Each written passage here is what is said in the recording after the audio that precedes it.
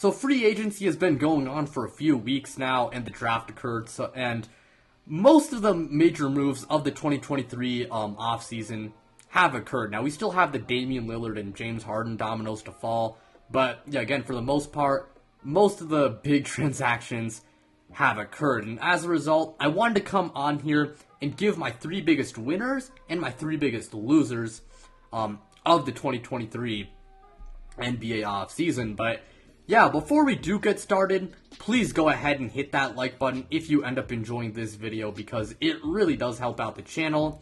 And of course, subscribe if you guys are new and you guys enjoy content like this. And once I hit 2,000 subscribers, I'll do a Q&A. But yeah, without further ado, let's go ahead and get this video started.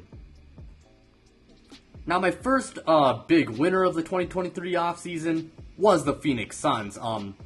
It all started off when they traded for Bradley Beal. At first, I did not really like the trade because I thought it was just redundant to get another star player when what they needed this offseason was depth. But then they made a lot of good moves after they acquired Bradley Beal. They signed Kedia Bates-Diop, who was really underrated for the Spurs last year. You signed Drew Eubanks, who's a pretty good backup 5, and they lost Jock Landale in free agency as well. So, good replacement. They also signed Yuta Watanabe, who's a really good floor spacer. You signed Eric Gordon, who's a good 3-and-D 2 guard. And along with that, you retained Torrey Craig and Josh Okogie. So I gotta say, I really do applaud the Suns front office for not only able to acquire an all-star caliber player in Bradley Beal to bolster the top-end talent even more, but also improve their biggest weakness, which was depth. So yeah, as a Nuggets fan, I actually am kind of scared about the Suns now, and I think there's a good chance that next year, Phoenix is the one hoisting the Larry O'Brien trophy. But yeah, really like their offseason. Next team I got, and this team is my first big loser of the offseason, and that is the Toronto Raptors.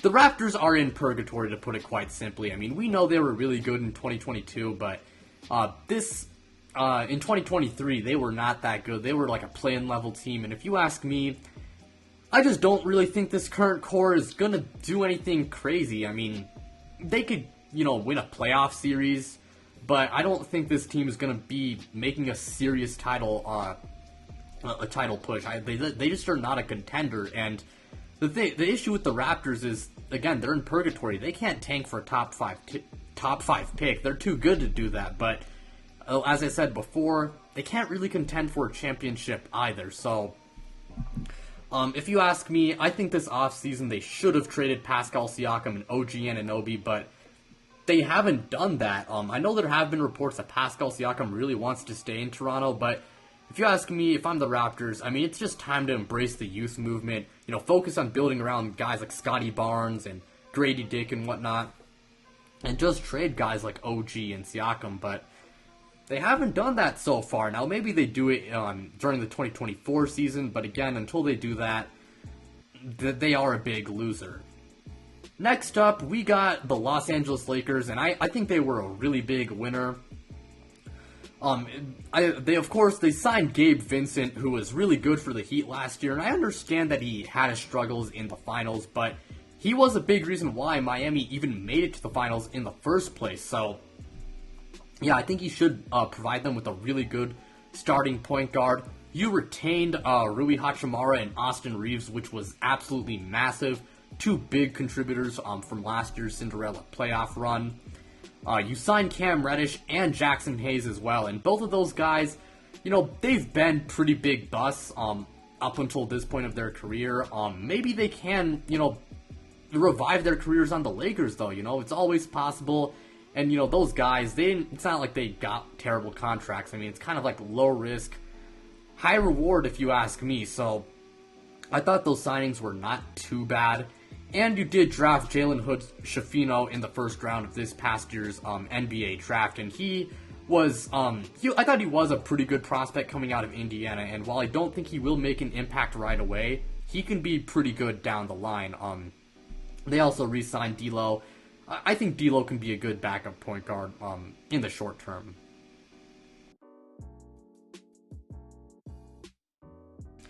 Now, my second team that is a big loser is the Chicago Bulls. The Bulls, like the Raptors, were a team that I think really should have blown it up this offseason and started a rebuild. And that's because they're, again, in purgatory. They can't tank for a top 5 pick because they're too good, but they aren't going to be contending for a title either. I know it's sad that they couldn't really do much with the core of like Alonzo, Zach LaVine, and DeMar DeRozan.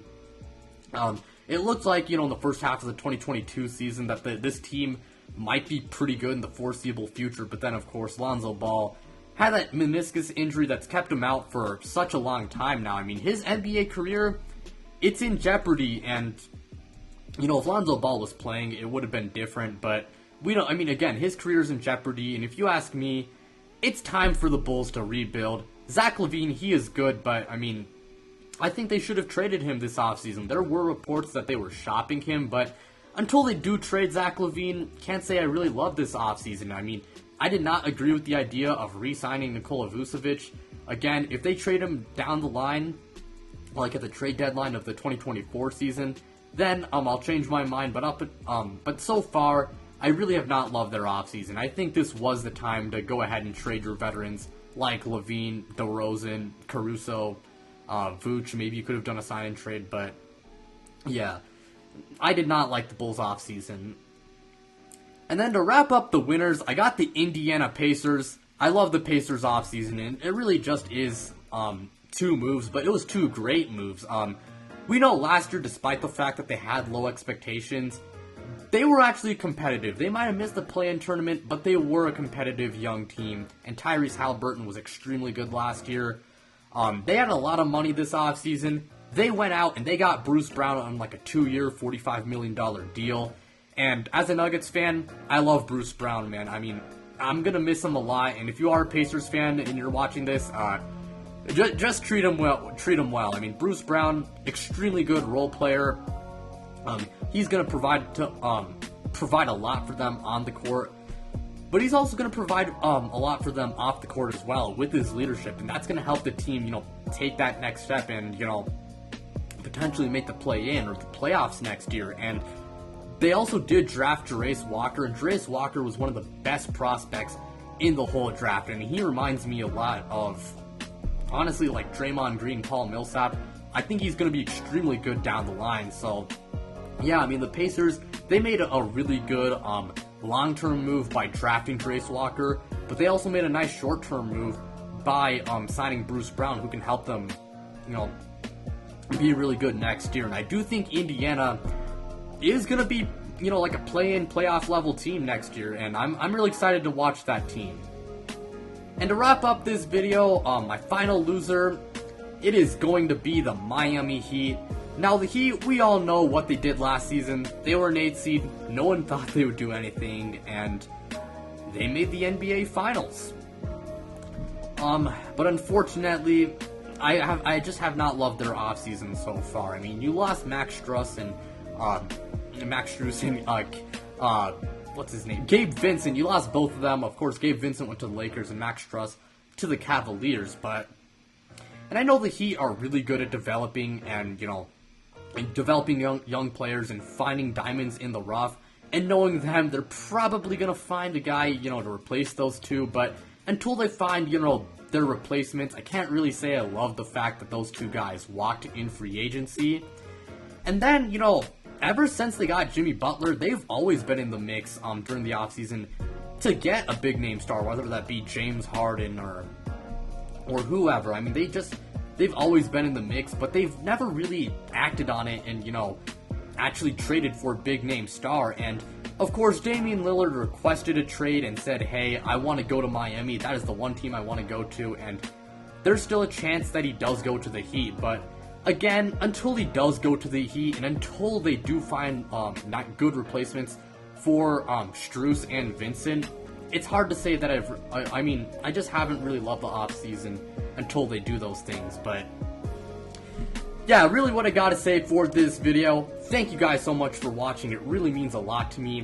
Again, like, subscribe, do all of that stuff, and check me out on social media. Links to my Twitter and Instagram are in the description below. But without further ado, I'm out, you guys.